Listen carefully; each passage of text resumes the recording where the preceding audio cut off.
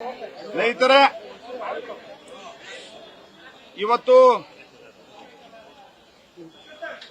NDA ಎಲ್ಲ partners ಅಂದ ನಾನು, ಕುಮಾರಸ್ವಾಮಿ ಅವರು, ಅಶೋಕ್ ಅವರು, ಚಲವಾದಿ ನಾರಾಯಣಸ್ವಾಮಿ ಅವರು, ಶೋಭಾ ಕರಂದ್ಲಾಜೆ ಅವರು, ಸದಾನಂದ ಗೌಡರು ಮತ್ತು ಎಲ್ಲ ಇತರ ಧುರೀಣರು ಸೇರಿ ನಾವಿವತ್ತು ಚುನಾವಣಾ ಆಯೋಗಕ್ಕೆ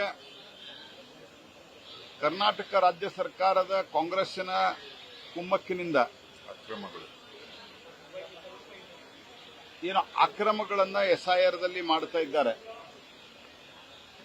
ಇದರ ಒಂದು ವಿರುದ್ಧ ಪ್ರತಿಭಟಿಸಿ ಮನವಿಯನ್ನ ಕೊಟ್ಟಿದ್ದೇವೆ. ವಿಶೇಷವಾಗಿ ವಾಟ್ಸ್ಆಪ್ ಗ್ರೂಪ್ ಅನ್ನು ರಚನೆ ಮಾಡಿ ಸಂತೆ ನಡೀತಿರುವಂತಹ ಪ್ರದೇಶದಲ್ಲಿ, ಮದರ್ಸಾದಲ್ಲಿ ಮತ್ತು ಮಸೀದಿಯಲ್ಲಿ ಕಾಂಗ್ರೆಸ್ಸಿನ ಬಹುತೇಕ ಕಡೆ ಇವತ್ತು ಚುನಾಯಿತ ಪ್ರತಿನಿಧಿಗಳೆಲ್ಲ ಕಾಂಗ್ರೆಸ್ಸಿನ ಹಿಂದಿನ ಚುನಾಯಿತ ಪ್ರತಿನಿಧಿಗಳ ಮನೆಯಲ್ಲಿ ಒಂದೇ ಒಂದು ಕಮ್ಯುನಿಟಿಯ ಅಂದರೆ ಮುಸಲ್ಮಾನರ ಲೀಡರ್ಸ್ಗಳ ಕೈಯಲ್ಲಿ ಕೊಟ್ಟು ಆ ಓಣಿಯಲ್ಲಿ ಆ ಒಂದು ಪ್ರದೇಶದಲ್ಲಿ ಆ ಒಂದು ಬೂತ್ನಲ್ಲಿ ಅವರೇ ಹೋಗಿ ಮಾಡ್ಕೊಂಡು ಬರುವಂಗೆ PLA 2ಗಳಿಗೆ BLOಗಳು ಇನ್ಫಾರ್ಮ್ ಮಾಡಬೇಕು. ನಾವು ಇವತ್ತು ಈ ಜಾಗಕ್ಕೆ ಹೋಗ್ತಾ ಇದ್ದೀವಿ, ನೀವು ನಮ್ಮ ಜೊತೆಗೆ ಬರಬಹುದು ಅಂತೇಳಿ ಯಾವುದೇ ಮಾಹಿತಿ ಕೊಡ್ತಾ ಇಲ್ಲ. ನಾವು ಅವರಿಗೆ ಪೆನ್ ಡ್ರೈವ್ ಅನ್ನು, ನಾನು ಕುಮಾರಸ್ವಾಮಿ ಅವರು ಬೇರೆ ಬೇರೆ ಕಡೆ ಮಾಡಿದಂತ ಪೆನ್ ಡ್ರೈವ್ ಅನ್ನು ಕೊಟ್ಟಿದ್ದೇವೆ. ಅನೇಕ ಕಡೆ BLOಗಳು ಹೇಳ್ತಾರೆ ನಮಗೆ ನಿಮ್ಗೆ ಹೇಳಕ್ಕಾಗಲ್ಲ ಅಂತ ಹೇಳಿ, ಮತ್ತು ವಾಟ್ಸ್ಆಪ್ ಗ್ರೂಪ್ ರಚನೆ ಮಾಡಿದ್ದಾರೆ. ಇಂಥಲ್ಲಿ ಬಂದು ನೀವು ನಿಮ್ಮ ಎನ್ಯುಮರೇಷನ್ ಫಾರ್ಮ್ ಏನಿದೆ ಆ ಎನ್ಯುಮರೇಷನ್ ಫಾರ್ಮು ನೀವು ಫಿಲಪ್ ಮಾಡಿ ಕೊಡಬಹುದು ಅನ್ನುವಂಥದ್ದು ಮಾಡಿದ್ದಾರೆ. ಇದೆಲ್ಲವೂ ಮಾಡಿದ ನಂತರ ಇಲ್ಲಿವರೆಗೆ ಈ ಮೊದಲು ನಮ್ಮ ರಾಜ್ಯದ ಅಧ್ಯಕ್ಷರಾದಂತಹ ವಿಜೇಂದ್ರ ಅವರು, ಚಲವಾದಿ ನಾರಾಯಣಸ್ವಾಮಿ ಅವರು, ಜನತಾದಳದ ಮುಖಂಡರಾದಂತಹ ನಿಖಿಲ್ ಕುಮಾರಸ್ವಾಮಿ ಅವರು ಬೇರೆ ಬೇರೆ ಸಂದರ್ಭದಲ್ಲಿ ಬಂದು ಈ ದೂರುಗಳನ್ನು ಕೊಟ್ಟಿದ್ದಾರೆ. ಆದರೆ ಕೆಳಮಟ್ಟದಲ್ಲಿ ಯಾವುದೇ ಆಕ್ಷನ್ ಆಗಿಲ್ಲ, ಅದರಿಂದ ಸುಧಾರಣೆ ಆಗಿಲ್ಲ. ಹಾಗಾಗಿ ಇವತ್ತು ನಾವು ಉನ್ನತ ಮಟ್ಟದ ಡೆಲಿಗೇಷನ್, 3 ಜನ ಕೇಂದ್ರ ಸಚಿವರು, 2 ವಿರೋಧ ಪಕ್ಷದ ನಾಯಕರು ಮತ್ತು ಹಿರಿಯರಾದಂತಹ ಕಾರಜೋಳ ಅವರು, ಈ ರೀತಿ ಹಲವು ಪ್ರಮುಖರು ನಾವು ಇವತ್ತು ಬಂದು ಚುನಾವಣಾ ಆಯೋಗಕ್ಕೆ ತೀವ್ರವಾದಂತಹ ಆಗ್ರಹವನ್ನು ಮಾಡಿದ್ದೇವೆ. ಮೊದಲನೇದಾಗಿ ಈ ರೀತಿ ಯಾರು ಮಾಡ್ತಾ ಇದ್ದಾರೆ ಅವರನ್ನ, ಸುಮಾರು ಉದಾಹರಣೆಗಳಿದ್ದಾವೆ, ಆದರೆ ಗ್ರೇವ್ ವೈಲೆನ್ಸ್ ಆದಂತ ಮತ್ತು ಉದ್ದಟತನದ ಉತ್ತರವನ್ನು ಕೊಟ್ಟಿರುವಂತಹ, ವಾಟ್ಸ್ಆಪ್ ಗ್ರೂಪ್ ರಚನೆ ಮಾಡಿದಂತ ಮತ್ತು ಅನೇಕ ಕಡೆ ಸ್ಥಳೀಯ ಶಾಸಕರ ಭಾವಚಿತ್ರವನ್ನು BLAಗಳು ಹಾಕಿ ಪ್ರಚಾರ ಮಾಡ್ತಾ ಇದ್ದಾರೆ. ಇದರೆಲ್ಲದರ ವಿರುದ್ಧ BLOಗಳು ಹಾಕಿ ಅವರ ID ಕಾರ್ಡ್ಗಳಲ್ಲಿ ಸ್ಥಳೀಯ ಶಾಸಕರು ಈ ರೀತಿ ಬೇರೆ ಬೇರೆ ಮುಖಂಡರದ್ದು ಹಾಕಿ ಪ್ರಚಾರ ಮಾಡ್ತಿರುವಂತಹ ಕಂಪ್ಲೇಂಟ್ ಅನ್ನು ನಾವು ಕೊಟ್ಟಿದ್ದೇವೆ. ಅವರ ಮೇಲೆ ಆಕ್ಷನ್ ಆಗಬೇಕು. ನಾವು ಮೊದಲೇ ಡಿಮಾಂಡ್ ಅನ್ನು ಕೊಟ್ಟಿದ್ದೇವೆ, ತಕ್ಷಣ ಆಕ್ಷನ್ ಆಗಬೇಕು. ಎರಡನೇ ಡಿಮಾಂಡ್ ನಾವು ಕೊಟ್ಟಿರುವುದು, ಇಲ್ಲಿವರೆಗೆ ಏನಾಗಿದೆ ಅದು ಕಂಪ್ಲೀಟ್, ಅದನ್ನ ರೀಎನ್ಯುಮರೇಷನ್ ಅನ್ನ ಮಾಡಬೇಕು. ಇದು ಇಲ್ಲಿಗಲ್ ಆಗಿದೆ. ಇದು ನಿಜವಾದ SIR ಒಂದು ಪ್ರಕ್ರಿಯೆ ಏನಿದೆ, ಅದರ ಉದ್ದೇಶ ಏನಿದೆ, ಅದು ವಿಫಲಗೊಳಿಸುವಂತಹ ಒಂದು ಕುತಂತ್ರ ಆಗಿದೆ. ಮತ್ತು ಇದರ ಜೊತೆಗೆ ವಿಶೇಷವಾಗಿ ಪಶ್ಚಿಮ ಬಂಗಾಳದಲ್ಲಿ ಇತ್ತೀಚೆಗೆ SIR ಮತ್ತು ಅಲ್ಲಿ ವೆರಿಫಿಕೇಶನ್ ಆದ ನಂತರ ಕರ್ನಾಟಕದಲ್ಲಿ ಎಲ್ಲಿ ಕಾಂಗ್ರೆಸ್ಸಿನ ಸರ್ಕಾರ ಇದೆ ಅಲ್ಲಿ ಬಾಂಗ್ಲಾದೇಶದ ಇಲ್ಲಿಗಲ್ ಇಮಿಗ್ರೆಂಟ್ಸ್ ಬಂದು, ಈ ನುಸುಳುಕೋರರು ಬಂದು ವೋಟರ್ ಮಾಡಿಸುವಂತಹ ಪ್ರಯತ್ನವನ್ನ ಮಾಡ್ತಾ ಇದ್ದಾರೆ. ಅನೇಕ ಕಡೆ DCಗಳ ಸ್ಟೇಟ್ಮೆಂಟ್ ಇದೆ.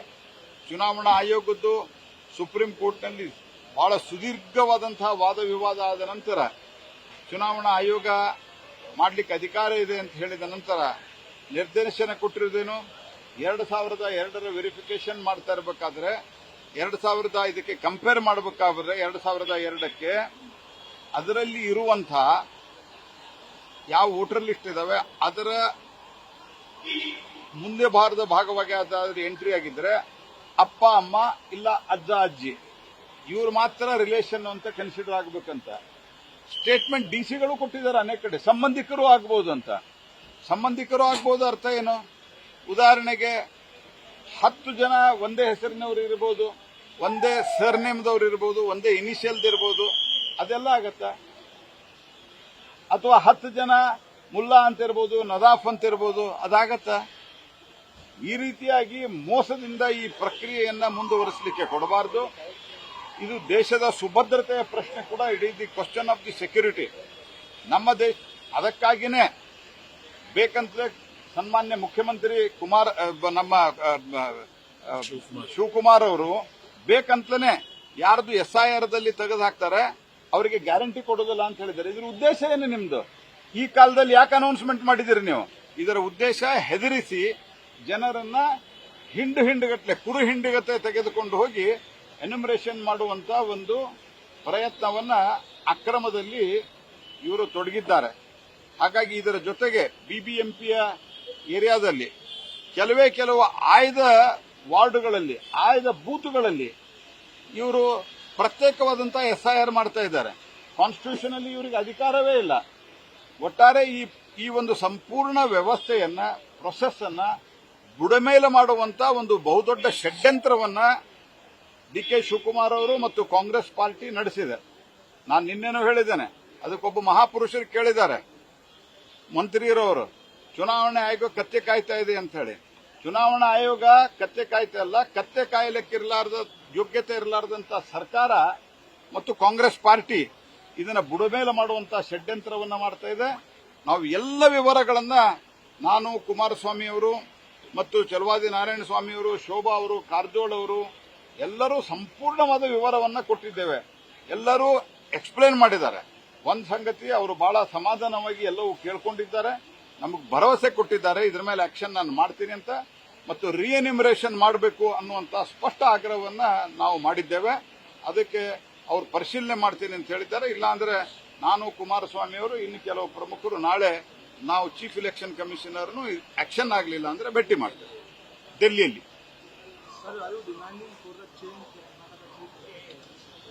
No, we are not making any allegation about at present against the present chief election CEO of the election commissioner, and we are not demanding that. We are only urging him to take a proper action, and re-enumeration should be done wherever such illegal, immoral things have happened. We are meeting. ನಾವೆಲ್ಲ ಸಂಪೂರ್ಣ ನಿಮಗೆ ಕಾಪಿಯನ್ನ ನಾವು ನಿಮ್ಗೆ ಕೊಡ್ತೇವೆ. ನಾವು suggestion ಕೊಟ್ಟಿರುವಂತದ್ದು ಒಂದು action ಆಗಬೇಕು, ಎರಡನೇದ್ದು ರಿವೆರಿಫಿಕೇಶನ್, ರಿಎನ್ಯುಮರೇಷನ್ ಆಗಬೇಕು. 2 ಡಿಮಾಂಡ್ ಅನ್ನ ನಾವು ಕೊಟ್ಟಿದ್ದೇವೆ. ಆಶಾ ಕಾರ್ಯಕರ್ತರು ಮತ್ತೆ ಅಧಿಕಾರಿಗಳ ಮೇಲೆ ಕೆಲವು ಶಾಸಕರು ಕೂಡ ಫೋನ್ ಮಾಡಿ ಬೆದರಿಕೆ ಆಗ್ತಕ್ಕಂಥದ್ದು, ಅವ್ರ ಮೇಲೆ ಒತ್ತಡ ಆಗ್ತಕ್ಕಂಥ ಪ್ರಯತ್ನ ಕೂಡ ಆಗ್ತಿದೆ. ಇದು ಯಾವುದೇ ಒತ್ತಡ ಆಗಬಾರದು ಅನ್ನುವ ಕಾರಣಕ್ಕಾಗಿನೇ ನಾವು ಚೀಫ್ ಇಲೆಕ್ಷನ್ ಸಿಇಒ ಅವರಿಗೆ ಹೇಳಿದ್ದೇವೆ, ಇಲೆಕ್ಷನ್ ಕಮಿಷನರ್ ಸಿಇಒ ಅವರಿಗೆ ಹೇಳಿದ್ದೇವೆ, ನೀವು ಇಂಡಿಪೆಂಡೆಂಟ್ ಅಧಿಕಾರಿಗಳನ್ನು ನೇಮಿಸಿ ಆಕ್ಷನ್ ತೆಗೆದುಕೊಂಡ್ರೆ, ಆಕ್ಷನ್ ತೆಗೆದುಕೊಂಡ್ರೆ ಕೆಳಮಟ್ಟದ ಯಾವುದೇ ಅಧಿಕಾರಿಗಳು ಇವರ ಮಾತನ್ನ ಮಾನ್ಯ ಮಾಡೋದಿಲ್ಲ.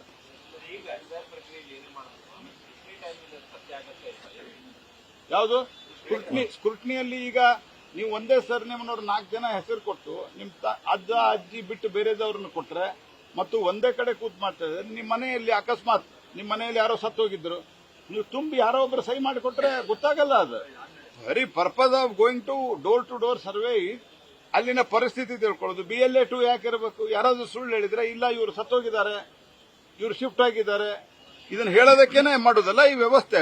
ಅವ್ರು ಒಂದ್ ಕಡೆ ಕೂತ್ಕೊಂಡ್ರೆ ಹೆಂಗ್ ಮಾಡಕ್ಕಾಗತ್ತೆ?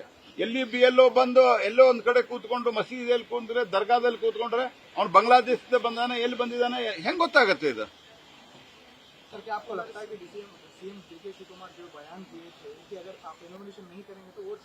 That is a conspiracy. ये बहुत बड़ा कॉन्स्पिरेसी है, ये षड्यंत्र है. तो लोगों को डराने के लिए इस बात को उन्होंने कहा है. ये तो इसी समय कहा है. क्यों कहा है? हमने कहीं, इलेक्शन कमीशन ने कहीं नहीं कहा है कि अगर SIR में आपका वोट डिलीट होता है तो आपका राशन काटेंगे, ऐसे कभी किसी प्रदेश में भी नहीं कहा है. इधर सिर्फ सीएम कहा है. सीएम का उद्देश्य क्या है? सीएम का उद्देश्य एक ही है कि इसको डीरेल करना, इसको डिफ्यूज करना, इसको पूरा षड्यंत्र करके इसको खत्म करना। क्योंकि उन्होंने वेस्ट बंगाल का एक आदेश कॉपी भी दिखाया कि जो जिसका नाम कट हुआ है उनको राज्य सरकार ना राज्य सरकार, पहले ये राज्य सरकार केंद्र सरकार से या और किसी कॉन्स्टिट्यूशनल बॉडी से ऐसे कुछ आदेश नहीं है, लेकिन जब एसआईआर शुरू हुआ तब ये बात कहने का मतलब क्या है? हमने तुरंत करने ನಾವು ಇಮಿಡಿಯೇಟ್ ಮಾಡ್ಲಿಕ್ಕೆ ಹೇಳಿದೆ। दूसरी तरफ प्रयास करके कहते हैं कि जो केंद्र चुनाव आयोग है वो केंद्र सरकार की कठपुतली जैसे काम कर रहा है। नहीं, ये तो पहले से जो जब अपने अपने सरकार थे, कांग्रेस पार्टी के सरकार थे, कैसे ऐसे चुनाव आयोग का, चुनाव कमिश्नर का अपॉइंटमेंट होता था, ये सब जानते हैं। ये तो सिर्फ प्राइम मिनिस्टर अपने एक सिग्नेचर से कराते थे। एक ही उदाहरण दूं तो नवीन चावला के बारे में क्या हुआ था, शाह कमीशन ने क्या बोला था, he is not to fit any executive post, that was the recommendation of Shah Commission. In spite of that, he was made the Chief Election Commissioner. And these people are talking all such things, utter nonsense things. And when body is constituted, and Supreme Court has also monitored this, you should understand that. News first ನಿರ್ಭೀತಿಯಿಂದ ನಿಮ್ಮ ಪರವಾಗಿ.